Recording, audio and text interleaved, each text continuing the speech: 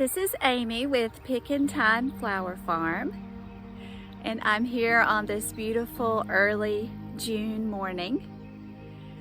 I want to show you around my gardens.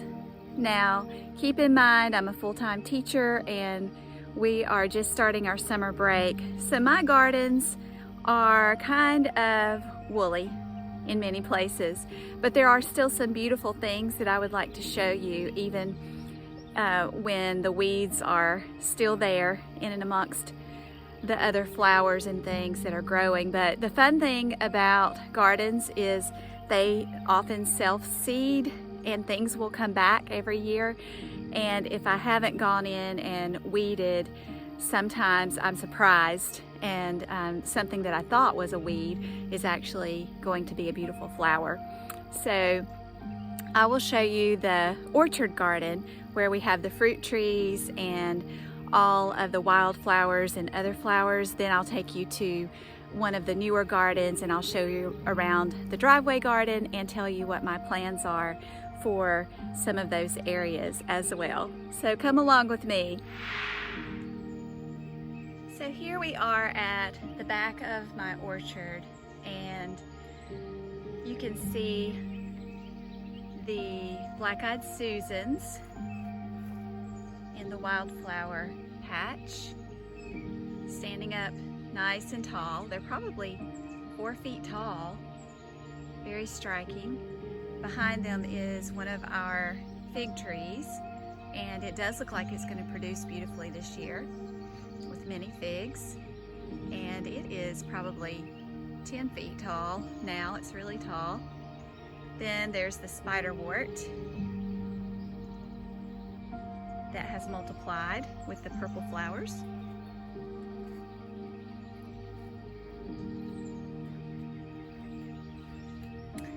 And more black-eyed Susans.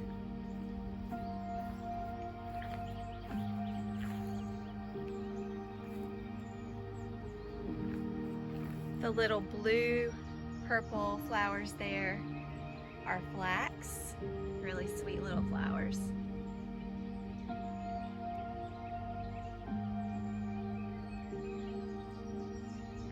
And a coneflower.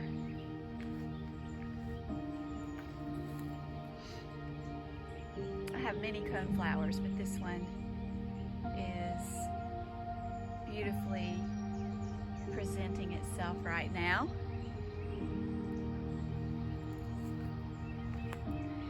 We let the dandelions grow because they are an excellent source of food for honeybees.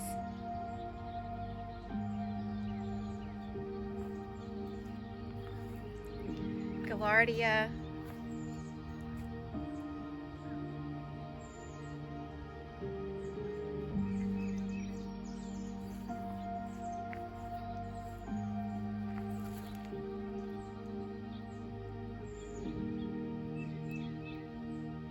Love those black-eyed Susans, that pretty yellow color.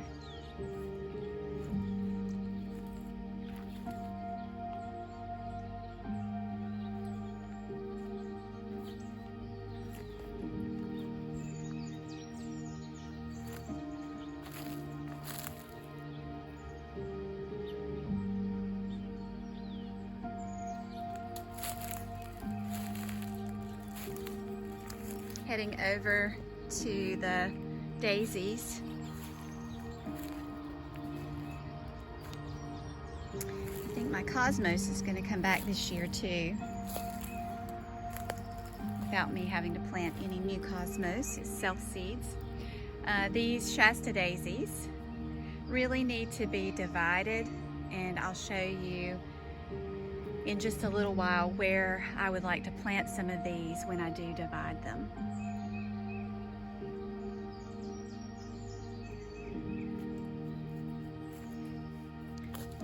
Bee balm right beside the Shasta daisies. Bee balm is also really good for pollinators. Have bronze fennel growing behind the Shasta daisies.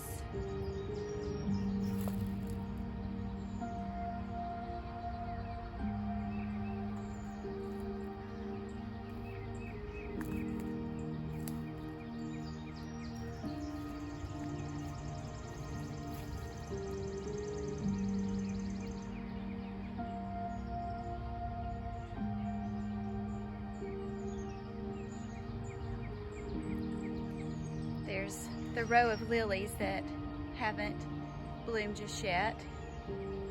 They really need to be divided too, but they're all orange or peach, and I'm not sure where I would transplant those to. So for now, I just have a super long row of ever multiplying lilies that haven't bloomed just yet.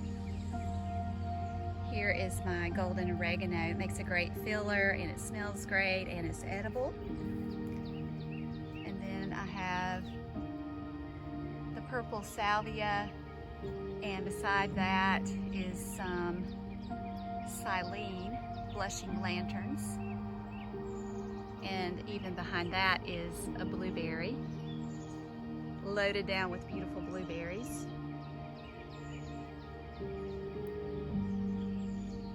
Some wild mint. Well, I actually planted it there. Well, I planted it in this garden a couple of years ago, and of course when you plant it in the ground it will spread, but it smells wonderful when you're weeding it.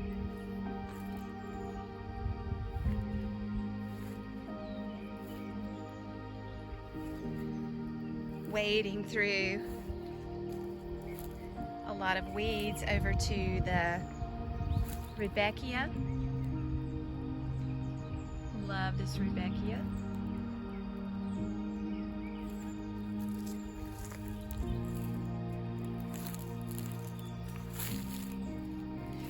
Some bachelor's buttons.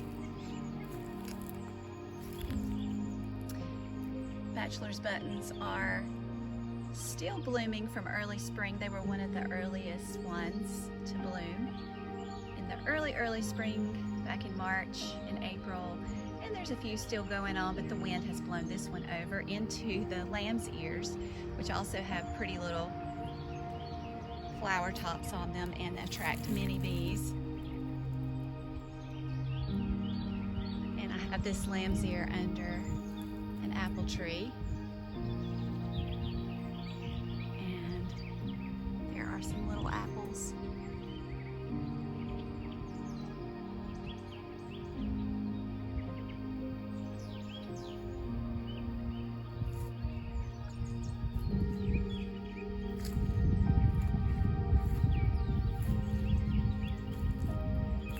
Here's another bee balm.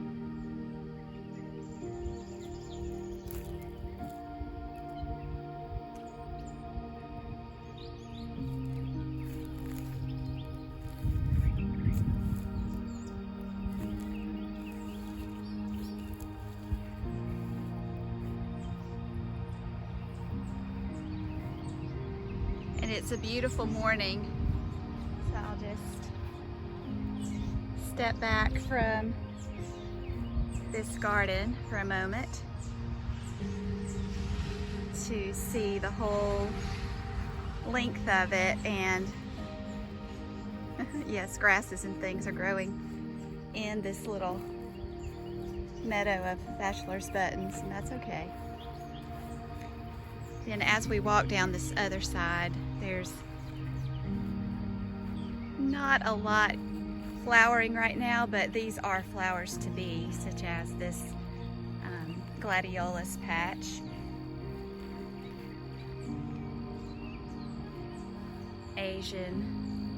Asiatic lilies are full of buds right now. They're still pretty to look at even before the big flowers come. And then we have a pear tree and some peaches and apples and a rosemary way down there near one of our peach trees and fig tree.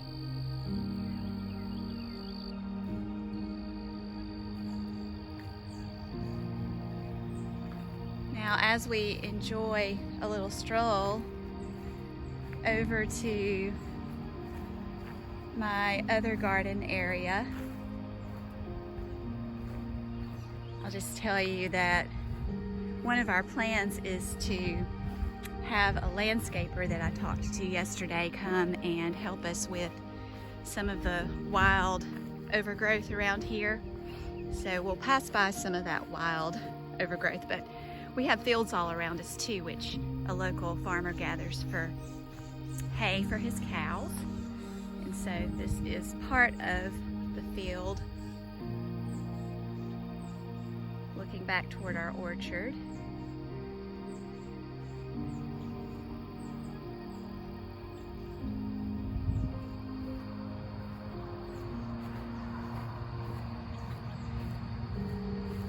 And now we're to the garden that's closer to the home. So we grow vegetables. I've got sunflowers. We're growing potatoes.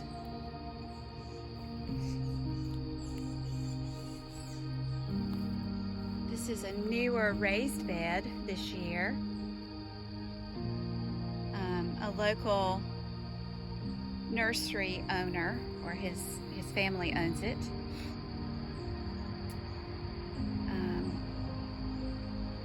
Patented the design for this raised bed, and I really like it. It was easy to put together. And I have watermelons draped over the sides with some marigolds, pineapple sage, dahlias, basil, and there is the biggest watermelon. You can see how it's going to drape over. And then it can go in and around the sunflowers, I think. I spaced the sunflowers out enough that the watermelons can crawl around in there, and they have the padding of the mulch to settle on.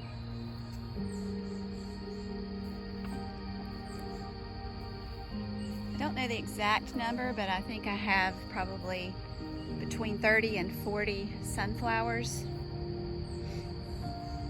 And see, I let some of the wildflowers, like true wildflowers that I did not plant, grow in and among my other plants, such as this little tiny daisy wildflower. It hasn't completely opened back up for today, but there's a little ladybug on that one. Hi, ladybug. Thank you for helping keep down the pest population. And then behind the sunflower patch is bupleurum that's self-seeded. You see why I don't do a lot of heavy weeding right at the start of the growing season, because things that are beautiful are going to come back. And this bupleurum is one great example. The yellow flower, and even the pods after it flowers are pretty. And they make a good filler in bouquets. So there's a long view of that area. I'm growing milkweed. This also came back. It looks like a weed at first, so you have to be careful. But this milkweed will attract monarch butterflies, and from what I understand, they eat the leaves, and they eat the leaves as a caterpillar. And you can see some of the munching that has gone on, but I'm okay with that because that's the food for that beautiful butterfly. This marigold, self-seeded, and it's one of the tall marigolds that I grew from seed last year. Over here is a wild area also of just poppies. Now, I did plant the poppies last year, but those white wildflowers just arrived on their own. So I have several different colors of poppies. This one's a purple, beautiful purple. And the poppies attract honeybees also, which is really beneficial to everyone. Love the color on these poppies.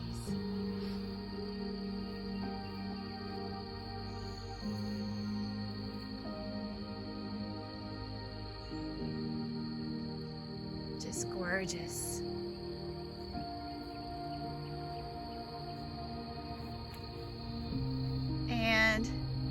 as unsightly as it is, I'll just show you where we're going to have this bush hogged. This is next to that patch of poppies and wildflowers. So we're going to have that bush hogged and hopefully grow some grass there and keep it mowed. Okay, I am growing dara. This has actually been here a couple of years. And the dara is similar to Queen Anne's lace. Here's a better dara example right here because it has that pinkish color.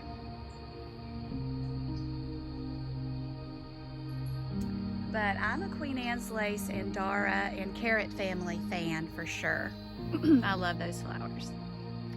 And they have a strong presence in a garden. They do shed in a bouquet, but I just love them anyway. These are my peas. These are edible snow peas, of course.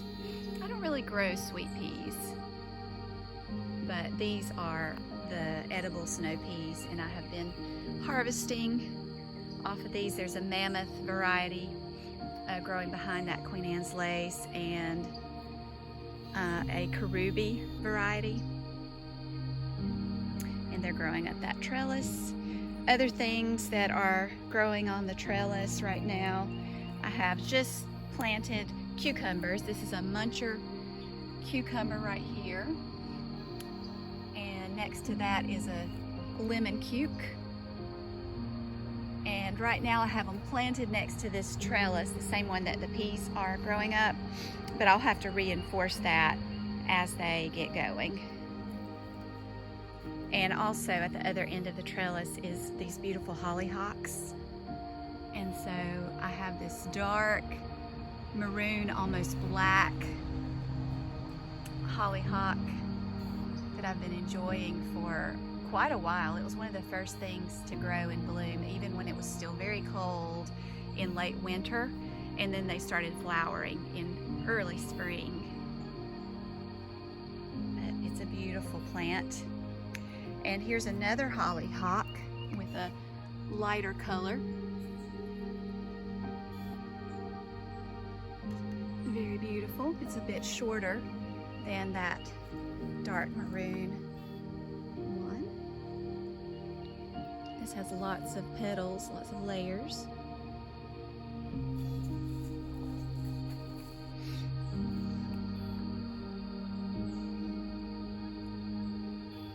I'm growing squash. The marigold is under the squash. I think the squash was far enough away from that marigold at first, but then it kind of tilted this way, either with the wind or just trying to follow the sun. But look at the beautiful squash baby that has formed. And I'm sure it will be ready for me to pick in just a few more days. And the squash flowers are even very beautiful. You can see two big squash flowers that have opened this morning. I just love the squash flowers. You have to appreciate every plant and its stages in your garden. We have bell pepper plants. I think there's 6 or 7 bell pepper plants. And there are the bell pepper babies. Little tiny bell peppers.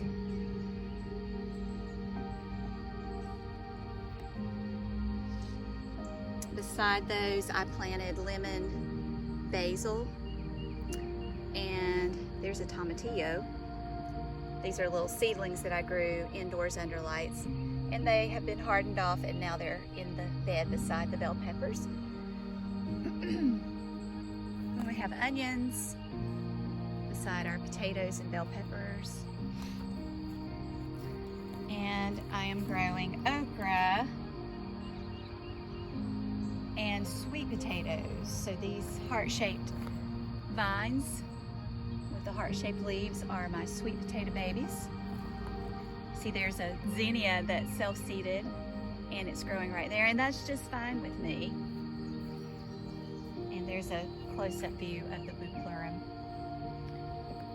So I love to have flowers mingled with my veggies in the garden. They help each other out. And okra.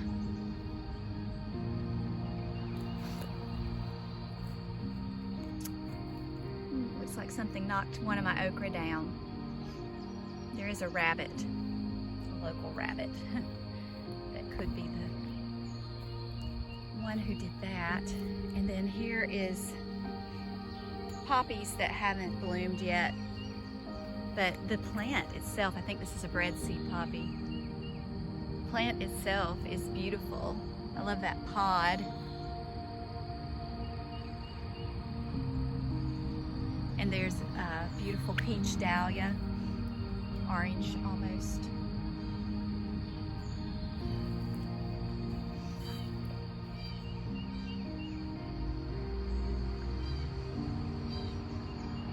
So we have wood chips from a tree that we had to have cut down all through the garden. Makes great mulch. Helps keep the moisture content so that the plants don't grow out, the plants shouldn't dry out very fast. And it also makes for good walking paths. Here's a little more of the basil. This one is a Thai basil, interplanted with some tomatillos, purple tomatillos is what I'm growing. And snapdragons, thyme. It smells wonderful.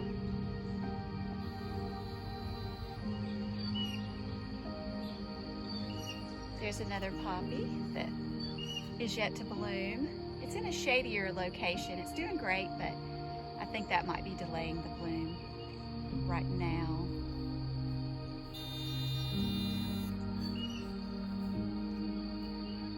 Over to my kitchen bed, because as you can see, it's right near the house in my kitchen. The coneflowers are just getting started. Well, they've been growing, but the blooms are now starting.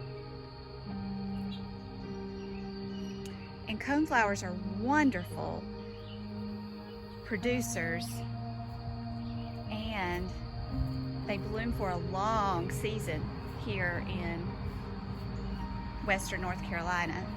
Zone 8A. Used to be Zone 7B, but now it's Zone 8A.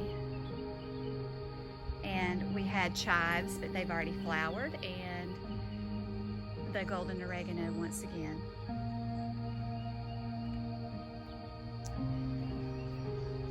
We have more fig trees at our barn, carport area, that are loaded with beautiful figs. I'll show you the green figs. They'll take another few weeks probably to ripen.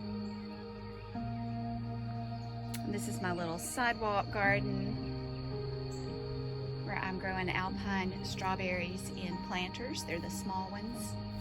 And then another variety of larger strawberry in that old watering can there.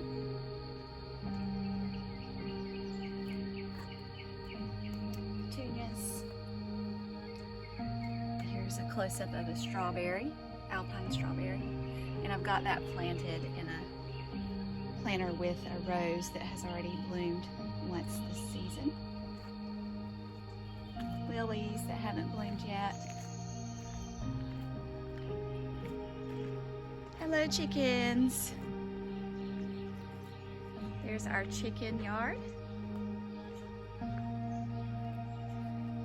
And we do let our chickens out. They don't stay in their coop all the time, but they are right now to keep them safe from predators. This is Beatrice and Stella. Hi, Beatrice and Stella. And the white one is Melody. Beautiful girls that lay yummy, tasty eggs. And then there's our Amish chicken coop. Can't really see the girls because they have those little flowers all around them. But there's their coop.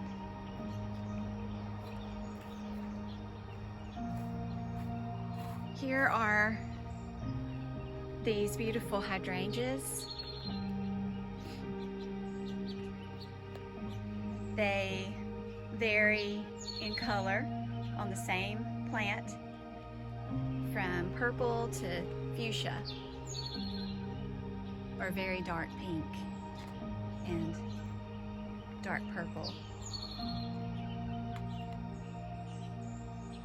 Just love those. And I have a tiny white nine bark, is that dark colored shrub right there, and a lemony leaf elderberry plant.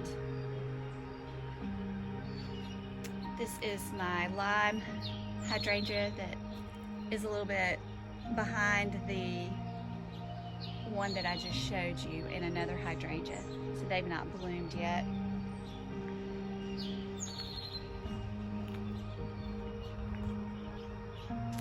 And the gardenia, which is a wonderful smelling flower. I just love gardenias.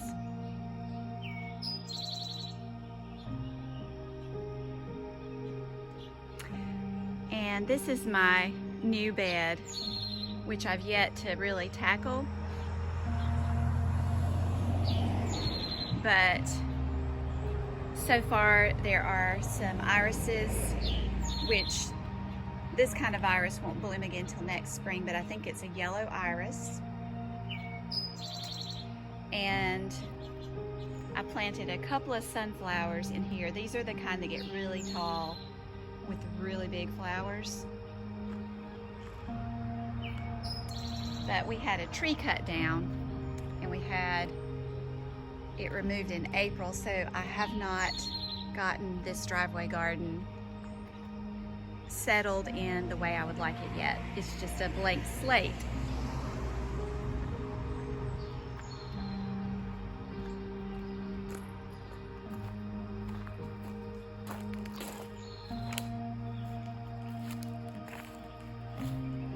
Okay, finally, this beautiful hydrangea. Having to put my sunglasses on, it's bright over here. But this hydrangea is right at the front of our house, and it is so stunning with its bluish, purplish pink flowers, and they change throughout the spring and early summer. They will have some very true blue and some pink and some purple flowers all on the same plant. And I don't typically prune this one because some of the flowers bloom on old wood. So there's the old wood, and then you can see new flowers are coming.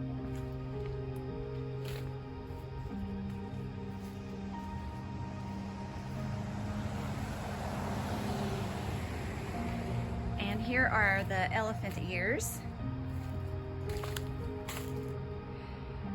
A good friend of mine gave me probably 12 bulbs about 4 years ago, and they have come back every year. And I don't dig up the elephant ear bulbs, I leave them in this bed, which, as you can see, it's right next to the porch. And I think because of the shelter of the porch, see, the porch is just right here above this bed, and elephant ears love shade and lots of water, which they get here. So I think all of those things help keep them coming back every year. I did divide and transplant some, and so there's a new baby because I planted it in early spring, and it was divided from one of these larger ones. So it will grow. Heuchera. I do have a couple of azaleas planted in here. One of my friends dug up this fern out of her forest. We have lots of forest around here. And she lives way back into a forest and over a creek in a beautiful place, and she dug up several ferns and offered me this one, and I said, yes, please, thank you. So I haven't planted it yet in the ground because I'm trying to figure out where exactly. But you can tell this is the shady side of the house, and it's also the front of the house. So you have to choose shade plants for this area. The blueberries. This is a new blueberry, full of blueberries. And this is the older one. Oh, there's a spider web growing on it. That's okay. Spiders will capture some of the bad bugs and eat them. The spiders won't hurt the plant, so I usually leave those webs if they're not bothering anything else. But you can see this blueberry is also just loaded with beautiful blueberries that will ripen not too long from now. This one is already bloomed and kind of finished, but this is a spirea. Almost forgot the name of it. This is an iris bed that has already bloomed because our irises, the old-fashioned kind, they bloom in very early spring. And so it's already June, first week of June. Here's another fig tree with a garlic bed. We've been harvesting the scapes off of this garlic, and we use some of them in bouquets, and you can also eat the garlic scapes, but these garlic plants will be ready to harvest once their leaves start to die back. When half the leaves have died back, then it is ready to harvest the beautiful garlic bulbs. I love to cook with garlic. The lettuces, even though they would not be very edible right now because it's been too hot, I've not pulled those out of the garden. There is a beautiful pineapple sage with the red flowers.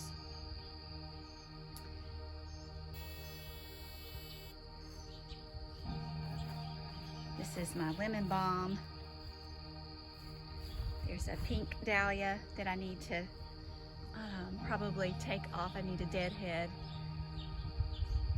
those ones that have already gone past their prime, and then the new ones will come.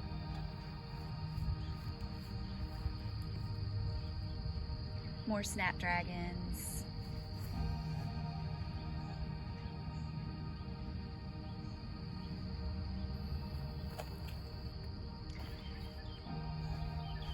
And I'll show you one more thing.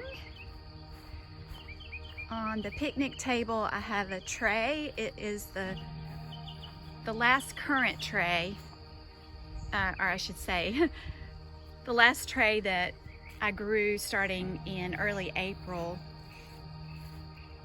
And you can see the holes where I've already planted some of these basils. I've already started planting the patty pan squash and the pumpkins that I grew. There's some more of the squash that I'll plant today. There's some beautiful basils that I will plant today in the garden. And these red stemmed plants are, guess what? Coxcomb. Oh, and there's one more tomatillo. There's probably several plants in there, but I need to separate those and decide where to plant those. The picnic table is also new. It's from a local craftsman who makes these beautiful live edge picnic tables. I think his name is Greg McDade. And I got this at a craft show in Lattimore, and looking forward to having some meals out here on the pretty evenings and pretty days of summer. And that is the end of my tour. hope you enjoyed looking at my gardens.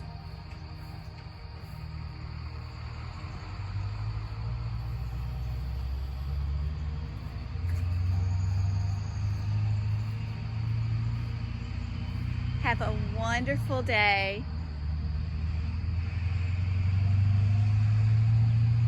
Until next time, happy gardening.